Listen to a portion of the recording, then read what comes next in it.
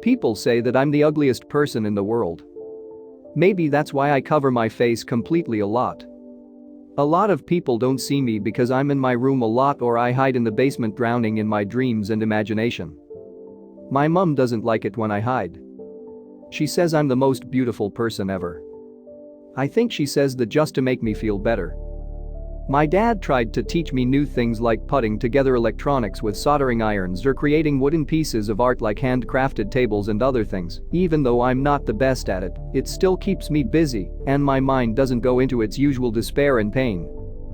Maybe it's a good thing. Maybe it's unhealthy. But to me it's my escape. When I was a kid I dreamed of a man with no face who did unspeakable things.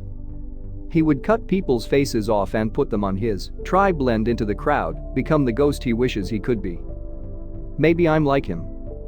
Maybe I wish I could disappear and become a ghost. Sometimes I would wake in cold sweats and gasping for air.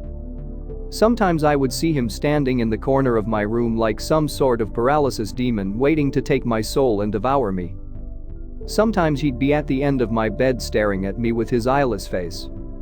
He had scars where his eyes, mouth and nose should be, he had little knobs on the side of his head where his ears should be, and he was completely bald. Sometimes there was more than one, most of the time there was 3 of him, rarely 4. On one occasion there were 10 of him in one day, just waiting around every corner. Waiting for me. Making this strange noise like he was hungry for my blood or something. I'm now 22 years old and I still have those same nightmares. Still see him in the daytime. But I've grown fond of his company. I've grown accustomed to his thirst and taste. Sometimes I help him find people. But I never want to do what he wants me to do. No way in hell would I do such a thing as slitting a throat and surgically removing a face just for him to wear. He forces me to do it, and it just makes it even more traumatizing. I have no mirrors in my house. But if I do, I cover them with aluminium foil for fear of seeing him behind me, beckoning me to do one last dissection for him. But it's never one last one. There's always another. And another. And another. And it just keeps on going. It messes with my head and I'm slowly descending into insanity. Everything I do for him is now a normal thing for me to do in my day-to-day life. Mum and Dad don't worry about me anymore, and to be honest I don't think they care about me. They don't call me or visit me. Mum told me once that I should get some help, that I should seek a professional and get put on medication. But it won't work. He'll work his way around the pills and the strategies the therapist will come up with. He's done it before. The last time I looked at myself in a mirror, I swear I looked exactly like him. Or at least I could sense it. And he was standing behind me, wearing my face and smiling a cynical smile on our face.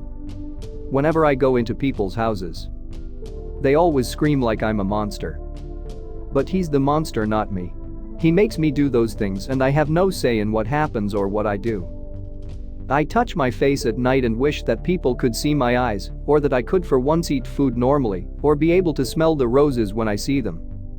My neck has these gill-type slits that help me breathe, and when I speak to people it's always telepathically. Something I picked up from my faceless friend. Maybe if I wasn't so faceless, people would appreciate me more and see that I'm not a monster under their bed or the paralysis demon in the corner of their room. But please, I beg you, if you see me in your room or on the street looking straight at you, it's not me. It's him.